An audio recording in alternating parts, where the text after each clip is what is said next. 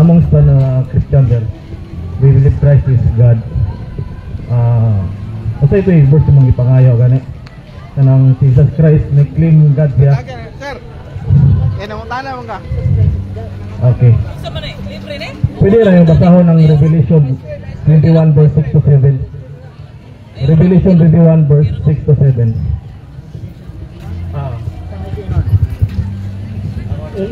Sige, basa.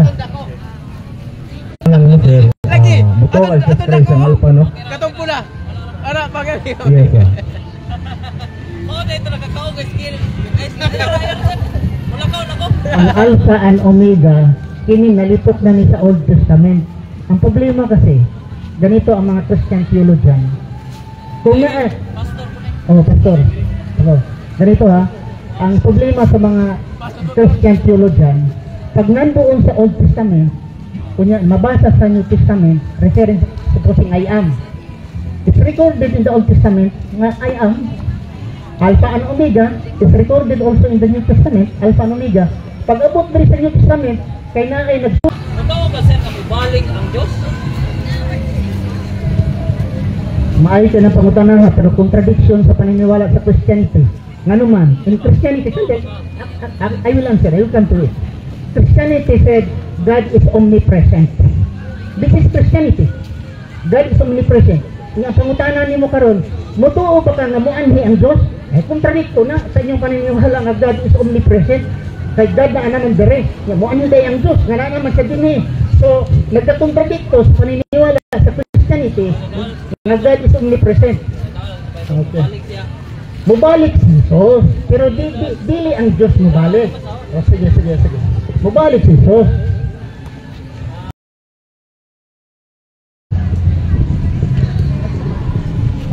Siya tao dili mo ang ingong gamitan dili mo kang Moses I will make you God to Pharaoh. Si Moses dili mo siyang God to Pharaoh. Nagkasabot na siya na gitong God. May context sa Bible story ni Abraham. Nay tulo ka men dito gimension men na tulo ka tawo ni visit niya. And the most public scholar is ang isa ato kay ang Lord and do kay ang wato is angel. So mabasa siya sa chapter 18 Genesis. Ahora basahon dre. The Lord appeared again to Abraham near the oak grove belonging to the Mamre. One day Abraham was sleeping at the entrance to his tent during the hottest part of the day. He looked up and noticed three men, one is standing nearby.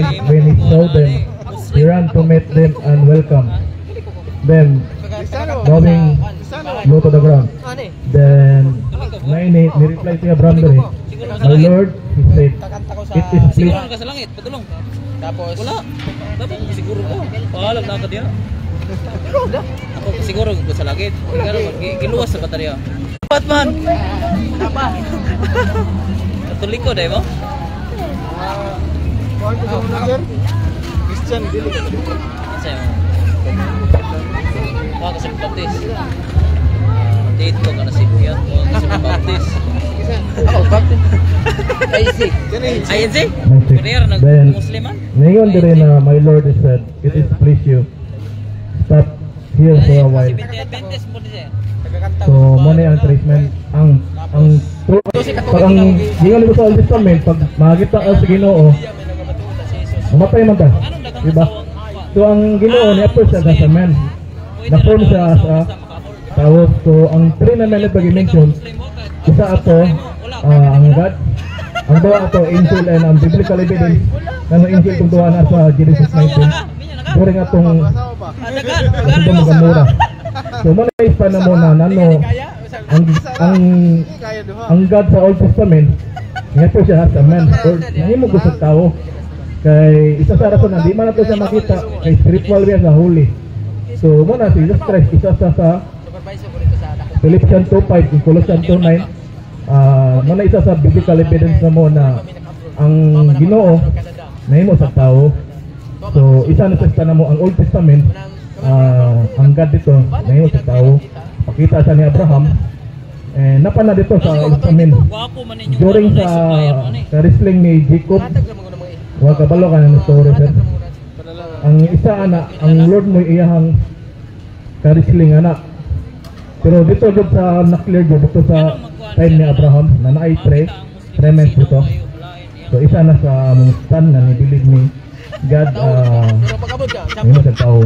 yes, patro. Dito sa Wala may problema na kay inyo haman ng bilis. Okay? Pero kung imuhang nang imuha gyud ng literal nga ang Dios nahimong tao, mukhang tao, ya na amoy di imong page Biblia, I think sa may ka. Kung ingon mo sa hatod na tigdumog sa Dios, naong og naong. So ang gitawag mo ka ng Lord ang gitawag. Dili naman magpasabot gud na nga mo is creator. Pag nauna to, usa lang gud ang Dios. Kunya ang Dios mo ay naghawak sa tanan. Kini mga butuon, kini mga planeta, kini tanang kinabuhi ang Dios. Usa ra siya. Kung himo siya tao in one moment, nahimo siya tao. Nahimo siya tao, kinsa na may nagahom sa mga planetary system, sa mga galaxy, sa mga Andromeda, sa atong mga planeta. In 1 minute nahimo siyang tao, wala na Dios. Kunya ang Dios bay nagpalihok ning tanan. Nagpalihok sa atong kasing Dios pod. Ug nahimo siyang tao. Okay, tanan. Wala, dili magbugdaw para isog gipit. Wala man. Or yan sa Christianity sir. Colossians 2:9. problema sa tao. Para na Ngayon dire, manulunda ni Devil. Ikaw man pero dili para nimo. Colossians chapter 2 verse 9. For in Christ live kagaluwas sa imong live all the fullness of God. Muna rason ngano siyang Kasabot is nganaya ang pagka-Diyos in the human body. Muna ako Kung siguro. man sa rason na mo na ang Jesus Christ, Dili may sigurado. Philippians 2:5, ningon dito na ora basahan ng verse. Kung sigurado na Philippians 2, nahimo sa tao. We believe God, we believe Jesus Christ is God. Pero ningon diri, true he was God. Jesus kaning he diri gipasabot which is Jesus Christ. magbuhat ang maayo. He did not think of equality with God has something to climb to. So gingon diri na Magbasiya so he was. Basahan niyo sa Acts chapter 14, the story of Paul and Barnabas. Kasi nangayo sila nga, nangayo masakito, nangayo sila, buhi sila, napatayo ang sato. Kanya, iniingon ang mga tao, dahil sa wajing guwahing likon niya, mauni ang Diyos, naning baba Diyos ang sa langit. So, ang tanang Diyos naning baba sa langit, sa purmang tao, iya mang guna sa mga pagano. So no wonder kasi si Pablo, iya mang gipadanlog ang mga pagano para ang mga pagano mo dawat. So mga tong isang gi-adjust din actually si Pablo. Ako makatamato ko si Pablo nga kontrasya ni Kristo, dili siya sumusunod ni Kristo. Si Pablo dili apostol ni Kristo. Ya si Pablo bakakon, si Pablo puso, si Pablo mandaraya. Nasa siya mismo nagsulti. Nasa puso, siya mandaraya. Okay. Unya naunsa man nga ang Diyos si Jesucristo, normal niya sa mga tao ang pagano na sa Biblia na ang tao, ang Diyos, nagkatawang tao, mo ang pagtuo sa mga pagano. Kunya, ning ani po sa Trinity, kinsa may nag-introduce sa Trinity, di ba mga pagano? Mga pagano man po sila ni Athanasius, sila ni Constantine. Sir na Revelation 3:1 verse 6 to 7. And I receive Declare you Jesus Christ very, unto he myself. is God. So kinsa iyang kwaon kung balik siya.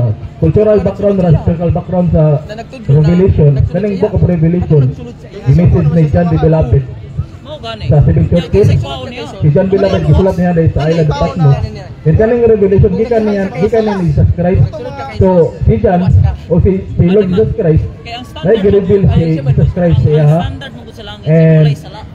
Revelation 21, si Jesus Christ man ningon na Okay na. Nana si Jesus Christ Kung eh. muadto ka sa langit, And he said dapat to mo kay me, sala. it is done, I am the Alpha and the Omega, the beginning and the end. I will give of the foundation of the water of life freely to him waters can.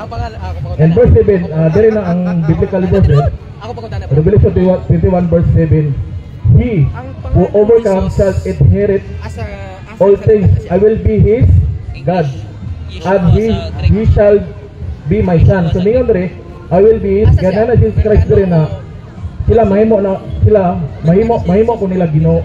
na may Diyos, mahimo na ko sila katawhan. Sa context na sir, Revelation 21 verse 6 to 7, one of our supporting verse sa Bible na Jesus Christ is pangalan nimo ay God. Wala isa sa support na no. Nel. Pagabot dito, kasi Ang pangalan niya. punto good din niya yung salitang Alpha and Omega. Naamay Old Testament ay ang Alpha and Omega ang God. Nagtitipod sa Kristo. Okay. Ano man, kaya namay, Alpha and Omega. namay kabayan sa Si Diyos sa Kaya ang Kristo. standard mo sa langit, sir, Naapod na okay, sir. babasa imong gisulti, naapod babasa sa Revelation chapter 1 verse 8. Okay, naapod na gisulti. Pero bataho na to ang verse 1. Okay, tanaw na to. Kung si Kristo bago. Revelation chapter 1 Kaya ang verse standard 1. mo sa langit, sir. The revelation of Jesus Walay sala Christ, na makasulod sa langit. which Sige, God di mo. gave into him. Ha? Ang Diyos daw, noon ang revelation, Balita, Omega. sir, ang bad news sila, Duha may na nasa Diyos, linaw ang kalayo kay kay very clear man kasalan dito na sa Revelation Ang chapter good news 1, God gave Jesus Christ, ha? Jesus Namatay Christ, sa krus, kilubog sa tukalo naman. tama, which God gave into him. Ang God, naghatag kami sa Kristo. So kung yung Jesus Kristo, gitagaan siya, God po siya. Niya, naghatag God po. Iba ng God. Masakitan, makadungog, makakita, makasimot, munay kalag, munay giluwas. Sa kanan Diyos Ulam is na simulawas. isa lang yun among God. Then di ba mapigingon Una na ang tao, sir. I am the Father is one. Pagingon ni mo na Sige, sir, mo gingon practice pa ni meron. Juan na isa ra gyud sila. Siguro ko sa langit. One vision, one purpose. Siguro wag yun. Kay sa Genesis 1:1 na gingon dito na in the beginning ang isa ang God ana sa Hebrew is Elohim plural which is nasa kuyog. Isa na nagasuporta na mo na Jesus Christ nag-exist na siya wala pag-create ang world.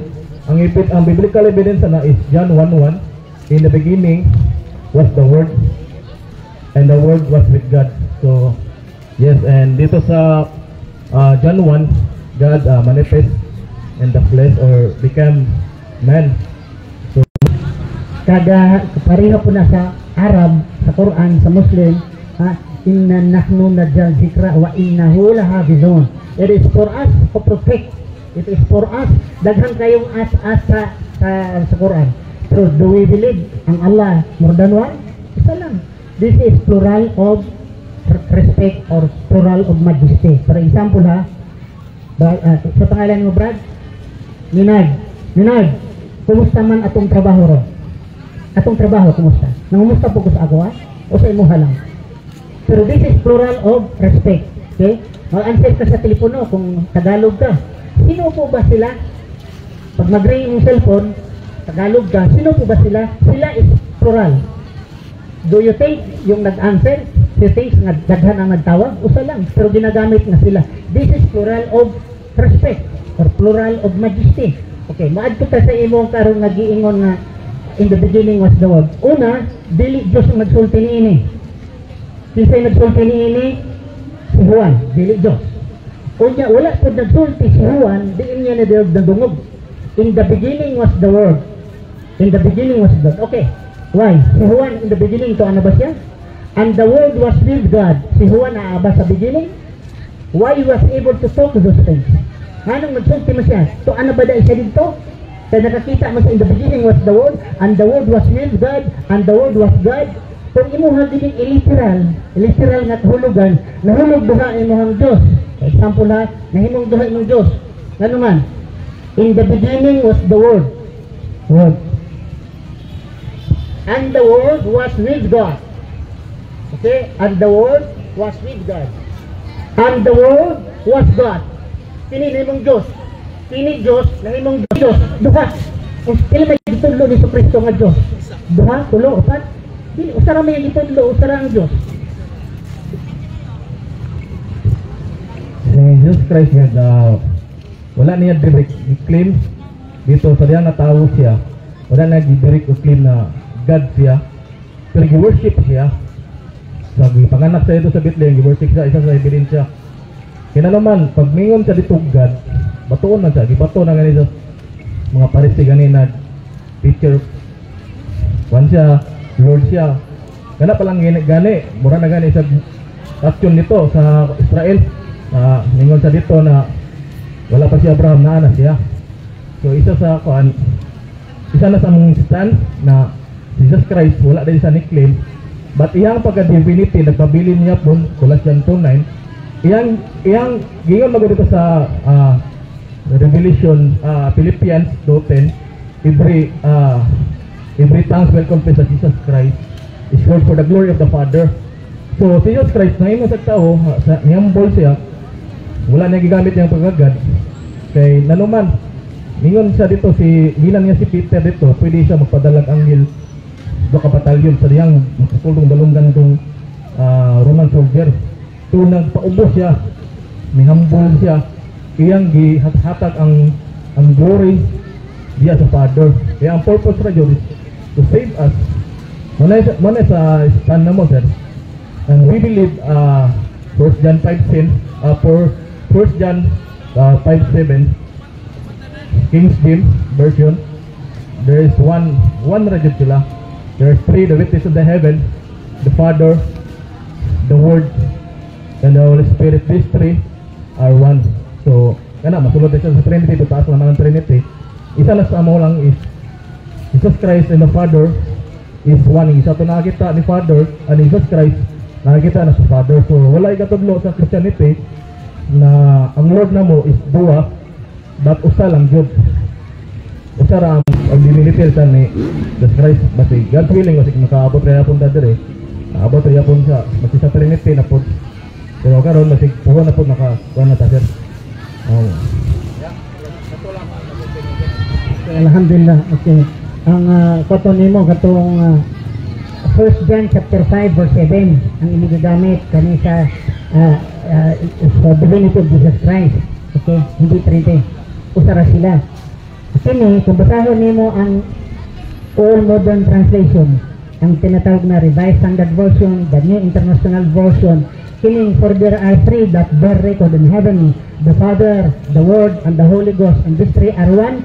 Di palagpot nila, bato nila sa footnote, it's not to be found in the most ancient and most reliable source. Sabi nila, dungag-dungag lang na. So karon the modern translation, di palagpot na tanan. Although may panahon po man nga sa sunod Trinity atong isgutan, pero dako akong pasalamat na sa mabugdaon ng mga pamaagi atong nag-share ang atong pagtuo. Nara sa tao kung man di nilang paniwalaan. Okay. Di puhon, welcome. Sige, dawata lang na sir. Dawata lang na sir. Ninag. So, thank you very much, Ninag. Abraham. Okay. Sige, Ninag, thank you ha. Next time. Okay mga tigsunan, naapay mga utana din ha. Inshallah, welcome sa mga utana. Nagpapasalamat ako nila ni Ninag, Pastor Ninag, o sa iyang mga kaubanan na namangutana sila sa mga mabugnaw, mga pamaagi nga mga pangutana. Nagpahayag siya, nagpahayag asab ako, nara kaninyo mga kaigsunan, kung diin mo tuo sa mo ang pagpulong-pulong, diin bugat ang anong mga katarungan. Alhamdulillah. Kung sa ihang mga logic, ang ihang pagtuo, mo pa yung pagatuhuan, nara nila. So magpili lang mga kaigsunan, kinsay inyong pagadawaton, pulong ba nga sagitan sa Quran nga isa lamang ang Diyos na si Allah, la ilaha illallah wahdahu la syarika lah, na si Allah lamang ang dabugtong usa ug wala gay nakaisama kaniya. So for the meantime, kung walay mga tanat